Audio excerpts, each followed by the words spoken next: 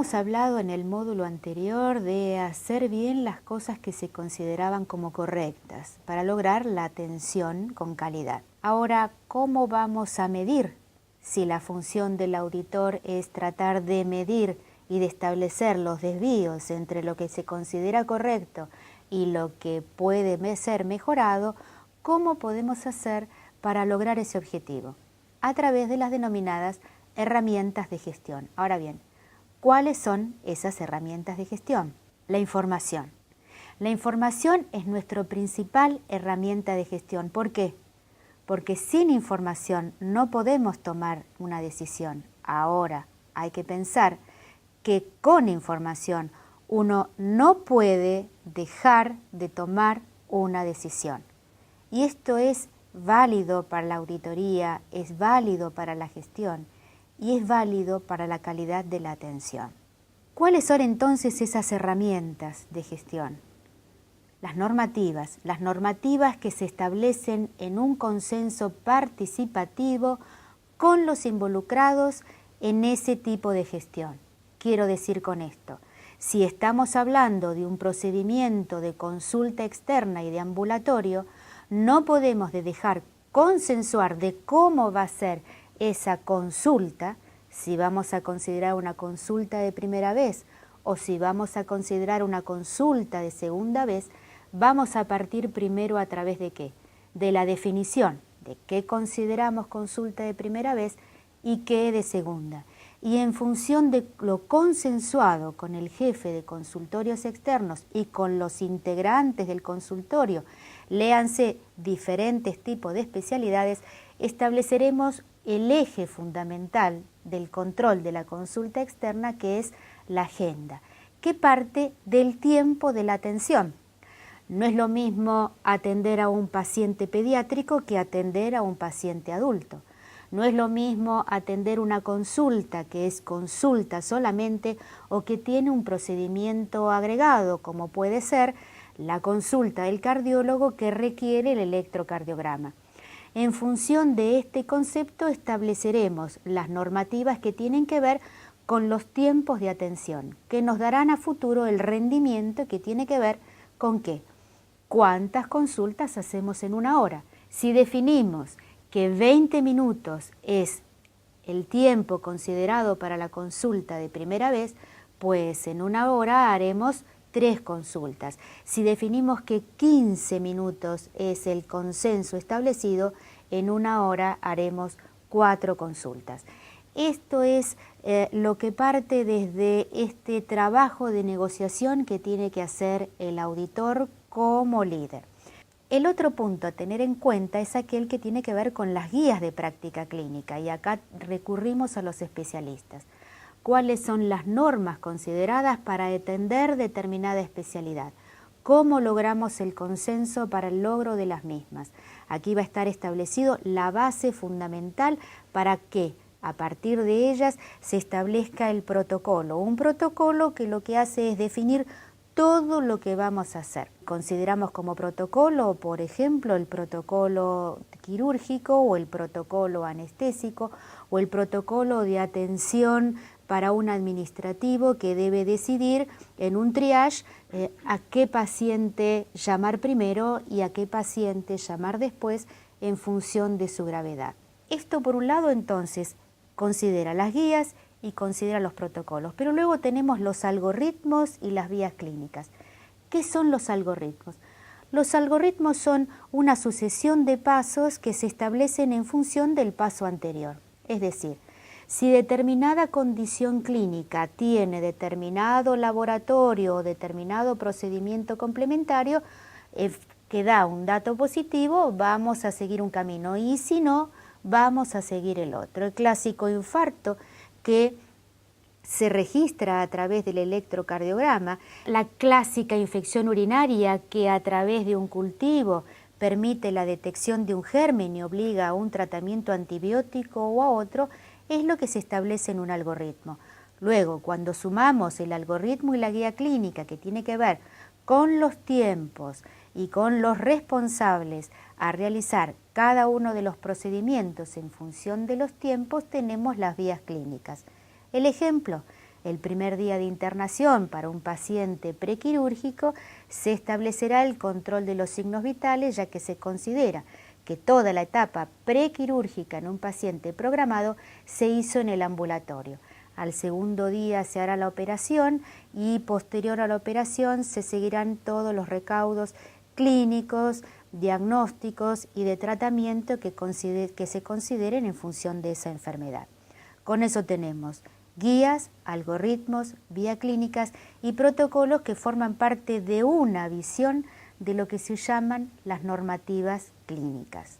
El otro tema importante, que es nuestra herramienta básica, es la historia clínica. Y aquí viene el registro de la historia clínica. Y ustedes se preguntarán, ¿todos los pacientes deben tener historia clínica? No.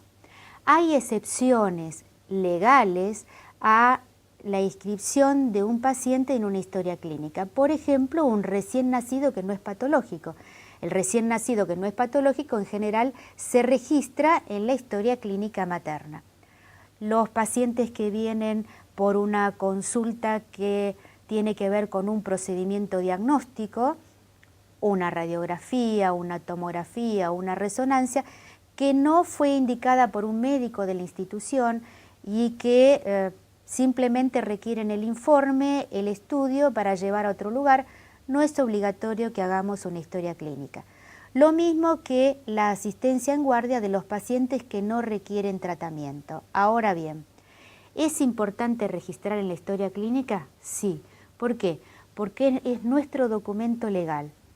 Todo lo que pueda surgir a partir del no registrar en la historia clínica nos puede generar un problema futuro.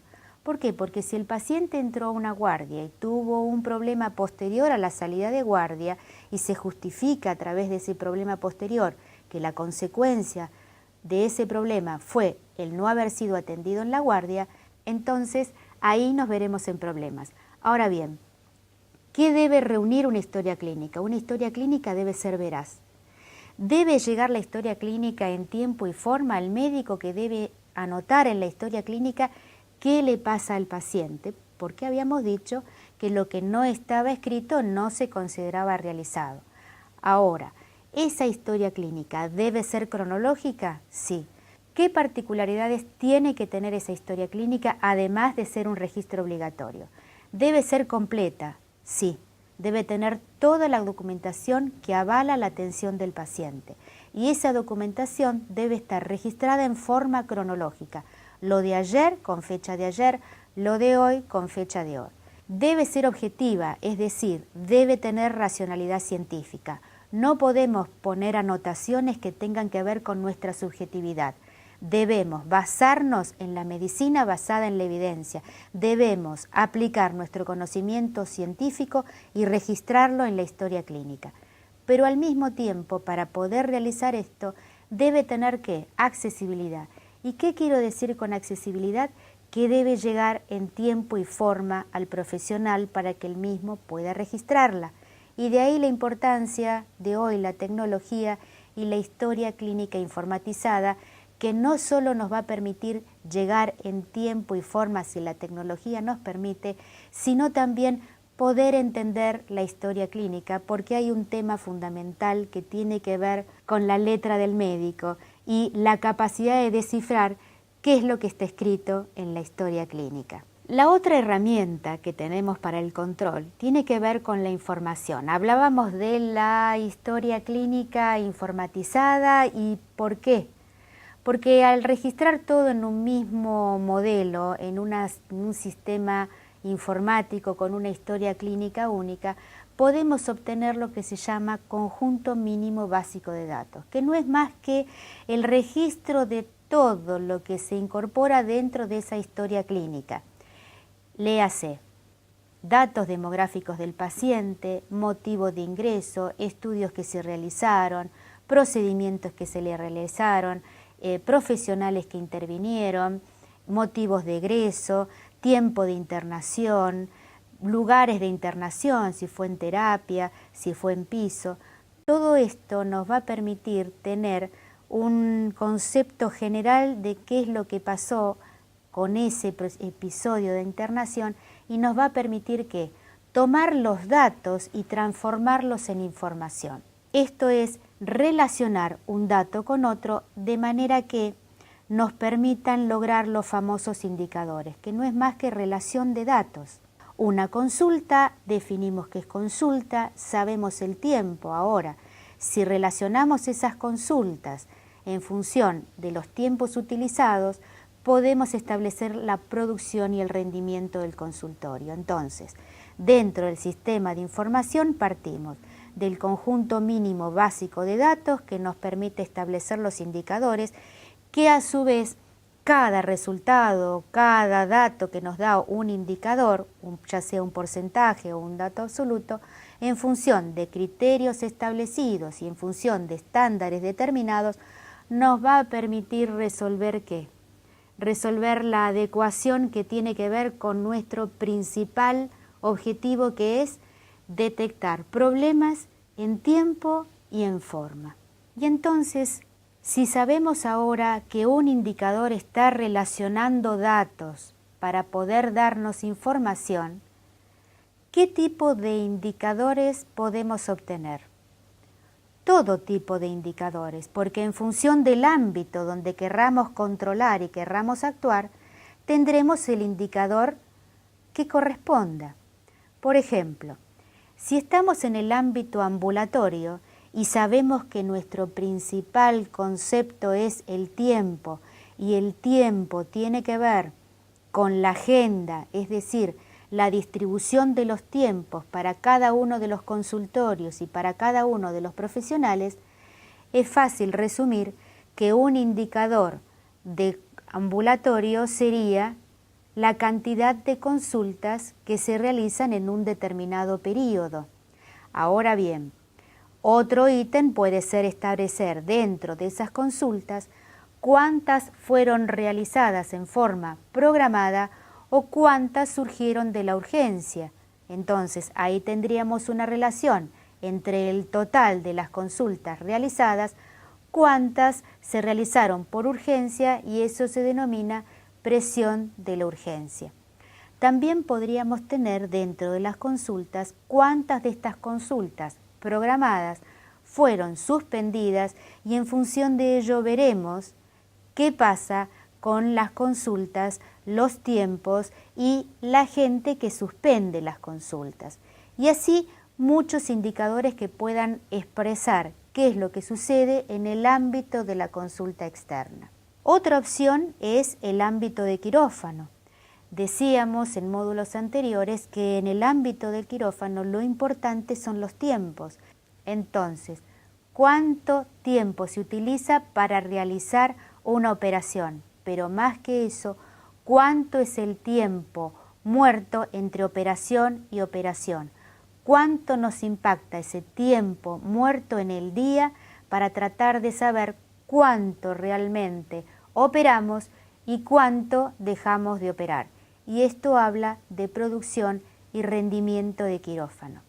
Otro tema interesante es el tema de los indicadores relacionados con la seguridad.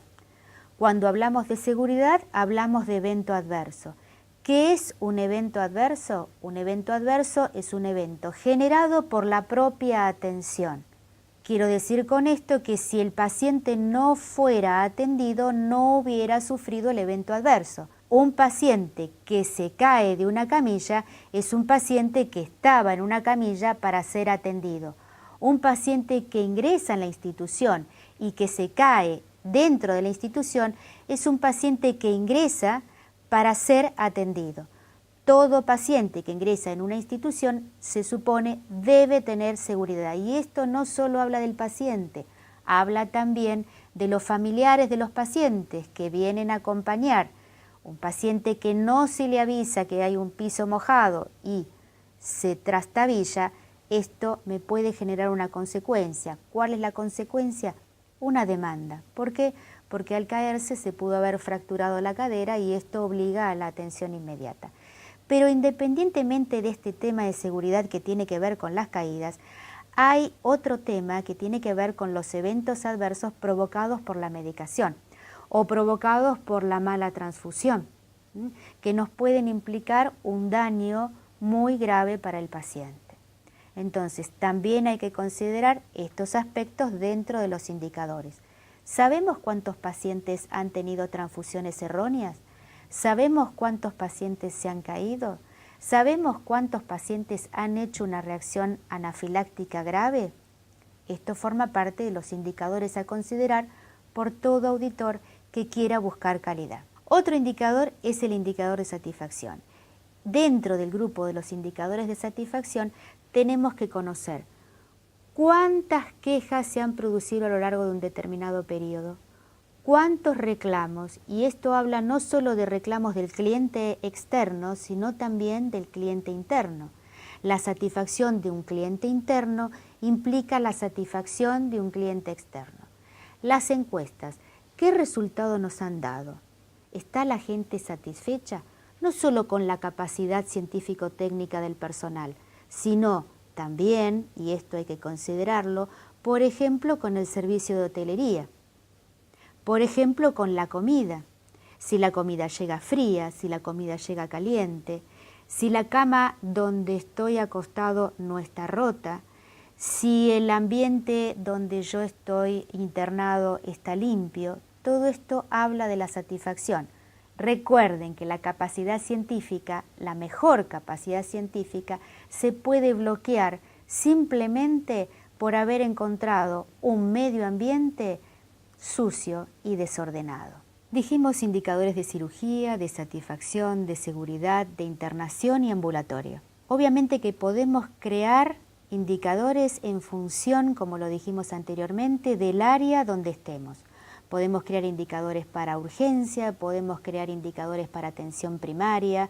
Es decir, la posibilidad de indicadores va a depender del área donde estemos. También hay indicadores para el financiador y entonces podemos hacer un seguimiento de afiliados, podemos hacer un seguimiento de la facturación, de los débitos. No es la idea tratar de hablar de todos los indicadores. Sí que tengan conciencia de que en función del lugar donde estemos y los objetivos que querramos obtener, podemos generar indicadores. Si estuviera en atención primaria, podría orientarme principalmente a todos aquellos indicadores que hablan de un control, pero desde la visión de la prevención. Entonces, ¿cuántos pacientes tienen realizados los estudios de prevención para un cáncer de próstata, para un cáncer de cervix? ¿Cuántos chicos han sido vacunados? ¿Cuántos controles se han realizado en función del control para prevención de complicaciones en el parto? Es decir, yo puedo establecer un cuadro de mando que tiene que ver con incluir aquellos indicadores que cotidianamente y en forma consecutiva voy a analizar. Cuando se entra a un servicio de internación, uno está viendo la cantidad de egresos, está viendo la cantidad de camas que tiene, si están ocupadas o si no están ocupadas, si el paciente se fue a la mañana, si el paciente se va a la tarde. Hay distintas opciones. Lo importante es que ustedes creen indicadores con los datos que obtienen a través de un registro de información que lo pueden llevar con un simple Excel o lo pueden llevar mejor con una tecnología apropiada. Pero sigan esos indicadores para tratar de establecer la mejora continua. Porque ¿cuál es la idea? La idea de la auditoría es utilizar esas herramientas de gestión para obtener información, para controlar esos desvíos que forman parte de lo que denominamos problemas y establecer en función de ello la mejora continua que implica proceder a realizar los cambios pertinentes y en función de ello volver a controlar si esos cambios son adecuados o debemos mejorar nuevamente. En síntesis, sería interesante la frase de Maslow que dice que es tentador tratar todo como si fuera un clavo, si la única herramienta que tenemos es un martillo. Con este curso y este hablar de la auditoría, lo que queremos es tratar de que ustedes tengan las herramientas y los conceptos necesarios para abrir la mente, para flexibilizar la mente y para dejar de ver la auditoría como un mecanismo retrospectivo que lo que buscaba era culpar, sino para ver a la auditoría como un elemento y una herramienta proactiva que lo que busca es cambiar. Muchísimas gracias.